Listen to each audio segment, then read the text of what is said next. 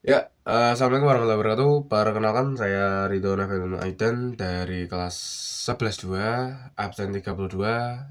Di kesempatan yang sangat baik ini, saya akan menjelaskan apa itu sejarah tanam paksa atau kultur sel yang berlangsung di Indonesia di masa penjajahan Belanda. Ya, jadi dimulai dari yang pertama, pengertian dan latar belakang dari tanam paksa atau kultur style, yaitu kebijakan wajib tanam komoditas ekspor. Jadi dari pemerintah Belanda mewajibkan warga Indonesia itu untuk tanam paksa, ya, menanam tanaman yang harganya sedang tinggi di Eropa saat itu.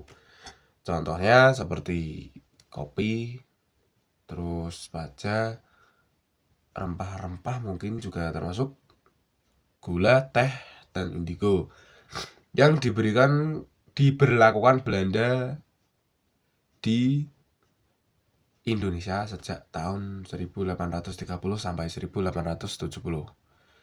Diinisiasikan oleh Gubernur Jenderal Johannes van den Bosch yang memulai jabatannya pada tahun 1830 sebagai upaya mengatasi krisis keuangan pasca Perang Jawa 1825 sampai 1830 dan krisis politik di Belanda. Jadi pemerintah Belanda itu melakukan tanam paksa dikarenakan sedang krisis ekonominya setelah perang dan ada krisis politik yang terjadi di Belanda sendiri. Ya, yang selanjutnya saya akan membahas yang aturan teoritis sistem berdasarkan Biat 1834 nomor 22. Sistem ini menetapkan yang pertama, petani wajib menyediakan maksimal 20% dari lahan untuk tanaman ekspor. Jadi semisal saya punya lahan 100 meter, itu yang diwajibkan untuk menanam tanaman paksa yaitu 20 meter, karena 20% dari lahan yang saya miliki. Jadi 20% tadi saya tanami tanaman paksa yang sesuai dengan perintah dari pemerintah Belanda. Lalu yang 80% itu sisanya untuk saya. Jadi entah saya mau menanam padi, entah saya mau menanam jagung atau apapun itu sudah menjadi hak saya. Dan yang kedua, tanaman untuk ekspor dibebaskan dari pajak tanah. Yang keempat, harga ditetapkan pemerintah kolonial. Jadi waktu itu pemerintah, ya ini sama seperti yang pertama tadi, yang petani wajib menyediakan maksimal 20% dari lahan untuk tanaman ekspor. Akan tetapi di saat pelaksanaannya, jadi kan pemerintah Belanda kan itu tidak bisa untuk menjalankan langsung terjun ke lapangan sendiri, itu tidak bisa. Ini isunya, ya bukan isu sih, seperti macam fakta mungkin. Ya, jadi faktanya ini kalau menurut saya, dari pemerintah Belanda itu sudah menyuruh bupati-bupati yang ada di daerah tersebut. Nah, dari Belanda meminta jatah 2 karung. Ini misal saya punya panen, saya memiliki lahan 100 meter. 100 meter saya tanami semuanya dengan tanaman paksa. Lalu dari pemerintah Belanda meminta saya bilang ke bupati itu bahwa pemerintah Belanda meminta 20% atau ibaratnya 5 karung. Nah, dari tanah yang saya tanami tadi, itu saya membuahkan hasil 10 karung. Akan tetapi, dari bupati yang bilang ke saya, itu hasil panen yang harus diserahkan atau wajib diserahkan kepada pemerintah Belanda itu 8 karung. Jadi, di sini saya panen 10 karung.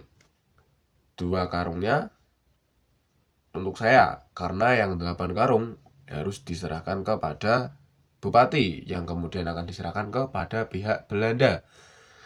Nah, kalau ini berarti kan ada korupsi di bupati-bupati tersebut. Dan ini tanam paksa ini yang paling sukses itu adalah di Jawa. Karena Jawa dahulu dan ya mungkin sampai sekarang itu masih sangat menghormati, gimana ya? Ya menghormati itu penting, cuman kalau yang di Jawa itu menghormatinya berlebihan waktu dulu. Jadi kayak misal bupati merasa sangat dihormati. Jadi ya mau nggak mau mereka harus tetap mengiyakan kemauan bupati. Karena mereka sangat menghormati orang yang di atas mereka. Atau istilahnya orang yang lebih berpangkat dari mereka. Di wilayah-wilayah lain sistem tanam paksa juga berhasil, tapi tidak sesukses di Jawa. Karena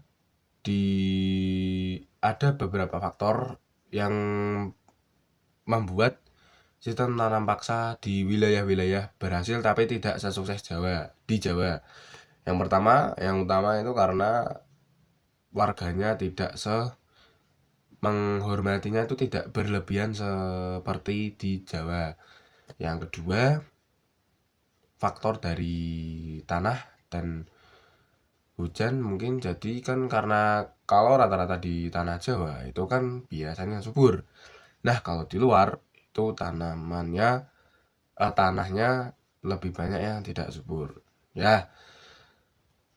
Lalu di sini saya akan membahas yang selanjutnya yaitu tentang pelaksanaan dan penyimpangan. Ya, yang seperti yang tadi saya bahas, praktik di lapangan sering menyalahi aturan atau banyak desa menanam lebih dari 20% lahan, waktu kerja lebih dari ketentuan, dan kegagalan panen sering dibebankan ke petani. Seperti yang tadi saya jelaskan atau saya katakan bahwa dari pemerintah Belanda meminta saya 5 karung disampaikan ke bupati. Lalu dari bupati ke saya memintanya 8 karung. Jadi tetap saja yang diserahkan ke bupati, yang diserahkan dari bupati ke pemerintah Belanda tetap 5 karung. Jadi kalau semisal saya menyerahkan 8 karung ke bupati, berarti 3 karungnya masuk kantong bupati. Ya, itu dia pelaksanaan dan penyimpangan yang salah. Lalu yang kedua, struktur pengawasan melibatkan bupati dan pejabat. Ya, itu tadi sudah saya bahas dan sudah saya jelaskan. Yang melibatkan bupati dan pejabat di daerah-daerah tersebut yang diwajibkan tanam paksa. Nah, lalu di sini saya akan membahas dampak pada rakyat dan kolonial Belanda. Dampak negatif yang terjadi kepada rakyat. Yang pertama, petani kehilangan lahan pangan, terjadi kelaparan dan penyebaran penyakit. Seperti yang saya bahas sebelumnya, bahwa jika saya memiliki tanah 100 meter dan saya berhasil panen 10 meter 10 karung, itu saya harus menyerahkan kepada bupati atau ke pemerintahan Belanda itu 8 karung kalau dari bupatinya. Ya, jadi secara faktanya atau secara yang memang benarnya saya menyerahkan 8 karung ke bupati. Jadi sisa 2 karung itu untuk saya, entah itu untuk saya makan atau saya jual, itu juga terserah saya. Lalu dampak negatif ini terjadi ketika petani yang hasil panennya kurang dari 8 karung. Semisal saya punya lahan 100 hektar dan tanah di lahan yang saya kerjakan itu kering dan susah mendapatkan air dan juga pupuk atau kompos, itu saya hanya mendapatkan 5 karung. Lalu yang wajib diserahkan kepada pihak Belanda melewati bupati, dan dari bupati bilang 8 karung, saya harus mencari atau dan mau nggak mau, ya saya nggak dapat hasil apa-apa yang mengakibatkan kelaparan dan penyebaran penyakit. Ya, seperti halnya saya punya tanah 100 meter, hasil panen saya cuma 8, diminta oleh bupati, jadi saya tidak dapat apa-apa. Lebih parahnya lagi jika panennya cuma 5 karung, tapi jatah ke bupatinya harus 8 karung, itu sangat-sangat menderita bagi rakyat. Yang kedua, ketimpangan sosial meningkat dan kemiskinan menyebar luas, khususnya di Jawa. Seperti yang saya bahas sebelumnya juga, di Jawa yang sangat menghormati orang yang lebih tinggi dari status mereka, ya itu yang menjadikan kemiskinan di wilayah Jawa, yang mereka, jadi ini programnya juga menguntungkan, nggak menguntungkan sih, ini ya memberikan kekayaan kepada bupati dan juga kepada pemerintah Belanda. Makanya ada pepatah atau ada kata yang mengatakan ada 2 londo, londo putih dan londo ireng. Dan londo ireng itu adalah warga-warga atau bupati-bupati, gubernur-gubernur yang korupsi, ya yang di Jawa. Ya rata-rata orang Indonesia kan kulitnya sawo matang, jadi ya londo hitam. Kalau londo putih itu kan yang asli dari Belanda. Yang kedua, dampak positif bagi Belanda. Pendapatan koloni meningkat cepat dan membantu Belanda membayar utang VOC serta membiayai struktur kolonial. Ya waktu itu karena VOC ada utang ke pemerintahan Belanda, kemungkinan kalau nggak salah ya. Jadi melalui sistem tanam paksa ini, dan yang paling sukses itu di Jawa, yang menghasilkan banyak uang atau ya penghasilan yang paling banyak itu terjadi di Jawa. Makanya itu sangat menguntungkan bagi pihak Belanda atau pihak kolonial. Dan juga jangan lupa menguntungkan pihak Londo Ireng atau dari gubernur, bupati yang di daerah-daerah tersebut. Yang kedua, mendorong kapitalisme dan investasi infrastruktur, misalnya pembangunan jalan dan jaringan perdagangan. Jadi dari sistem tanam paksa itu ada pemerintahan Belanda membangun jalan dan jaringan perdagangan, salah satunya jembatan dan jalan dari, kalau nggak salah itu Anyar Panarukan atau dari Madura ke Jawa ya, lupa ya. Kayaknya ya intinya dari tanam paksa ini dampak positifnya mendorong kapitalisme dan investasi infrastruktur yang membangun jalan-jalan dan jembatan. Ya, jadi sejarah tanam paksa itu kalau menurut saya pribadi, dari pandangan saya, sebenarnya itu bukan tanam paksa. Karena dari pemerintah Belanda itu hanya meminta 20%, dan itu maksimal 20% dari tanah yang mereka miliki. Jadi ya jadi ini bisa dikatakan tanam paksa karena dari pihak kedua, yaitu yang menyangkut bupati dan gubernur-gubernur di wilayahnya yang menjadikan ladang korupsi bagi mereka. Jadi menurut saya tanam paksa itu ada, cuman tidak sekejam yang dikatakan orang-orang bahwa memang Belanda begitu. Jadi ya wallahu alam, hanya Allah yang tahu. Ya, yang berikutnya sudah habis penjelasan kita. Oh, masih ada kontroversi sejarah dan pemikiran. Dalam historiografi Indonesia, pandangan mengenai tanam paksa mengalami 3 fase. Pada masa kolonial pertama dianggap sepenuhnya jahat. Kemudian dianggap menguntungkan kolonial tapi merugikan rakyat. Dan era kontemporer melihatnya sebagai sistem yang kompleks dengan dampak berbeda bagi tiap golongan masyarakat. Ya, seperti yang saya bahas sebelumnya, bahwa menurut pendapat saya tanam paksa itu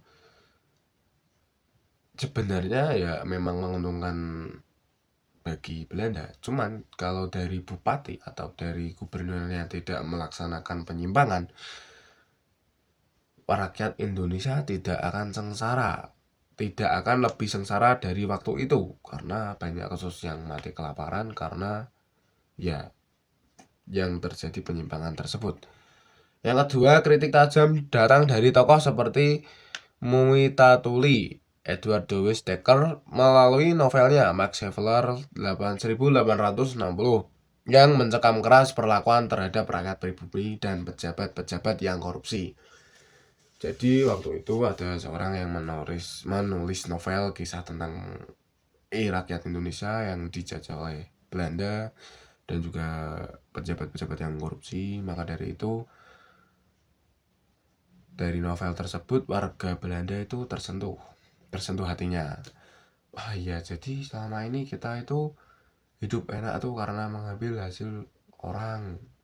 Ibaratnya kita hidup enak hasil dari jajahan orang lain, kita harus balas budi. Ya, itu ada materi yang membahas balas budinya balas budinya Belanda ke bangsa Indonesia. Ya, akhir dari kebijakan sistem ini mulai digeser sejak Suikerwet dan Agraris Wet 1870 membuka era liberalisasi ekonomi dan mengizinkan masuknya perusahaan swasta ke Hindia Belanda. Secara resmi, kultur Telcel dihentikan pada sekitar tahun 1870 setelah mendapatkan tekanan dari kalangan liberal Belanda dan aktivis kemanusiaan. Ya, seperti yang tadi saya katakan bahwa melalui novel tadi, rakyat-rakyat yang ada di Belanda itu tersentuh hatinya dan juga pemerintah-pemerintah di sana, karena dari kisah tersebut sudah tidak sangat sesuai dengan apa yang dilakukan Belanda. Ya memang benar, waktu itu Belanda menjajah dan juga melakukan sistem tanam paksa. Tapi jika memang itu sistem tanam paksa dilakukan tanpa ada penyimpangan, mungkin rakyat Indonesia tidak akan mati kelaparan atau istilahnya sengsara. Dan dampak-dampak negatif untuk rakyat Indonesia mungkin sangat-sangat, ya enggak sangat-sangat, tapi ada kemungkinan kecil bahwa dampak negatif itu sedikit. Karena jika tidak dilakukan penyimpangan, ya tahu sendiri, Indonesia itu bisa seharusnya. Ya, itu saja yang bisa saya jelaskan dari sistem tanam paksa atau kultur Telcel. Dan jika ada perkataan atau penjelasan saya yang kurang paham atau ada kata yang salah dan penjelasan yang salah, saya memohon maaf sebesar-besarnya. Saya Ridwan Afilun Aidan pamit undur diri dan terima kasih sudah menyaksikan dan mendengarkan, memahami apa yang saya berikan, apa yang saya jelaskan, apa yang saya share ke kalian. Terima kasih. Wassalamualaikum warahmatullahi wabarakatuh. See you guys.